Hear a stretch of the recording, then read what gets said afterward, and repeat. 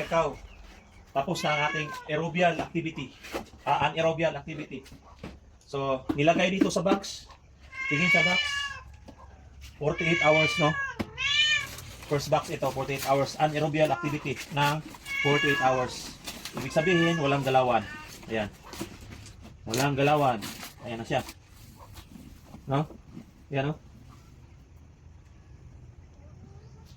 So, may nilagay akong bago. Pwede pa rin yan. So, ang gagawin natin, ililipat natin doon. Lipat doon, ganyan. Tapos, imimix. Lipat mo na lahat. Cut. So, bakit natin ililipat dito? Kasi nag-iisa lang yung box natin. Dapat dalawa yung box. Ito, isa lang yung napagawa ko. Tapos, masikip dito sa ere. Papagawa ko rin ako ng isa. Ngayon, ang technique ko, lilipat sa, muna, timba.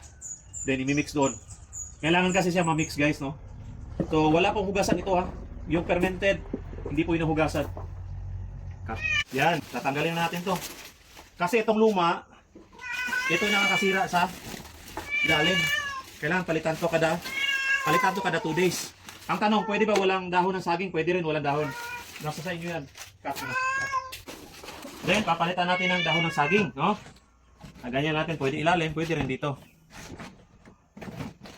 Cut. Cut. Cut. Then, ililipat natin to lahat, guys. Then, imimix natin siya. Yan, no? Nilipat natin. Sabay mix. Lipat lahat, sabay mix. Cut.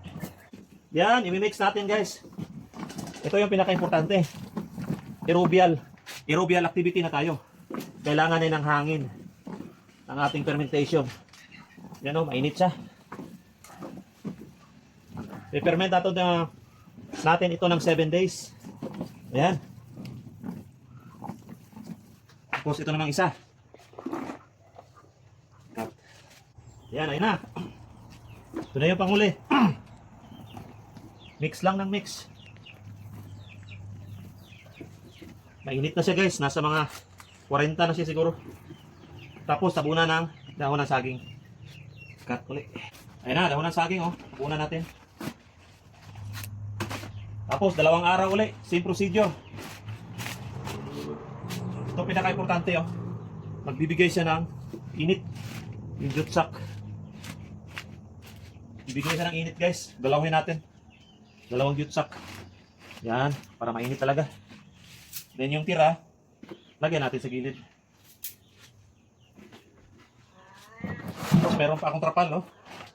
Trapal pa. Ayan. Wala talagang kawala. 48 hours uli. Then, same procedure.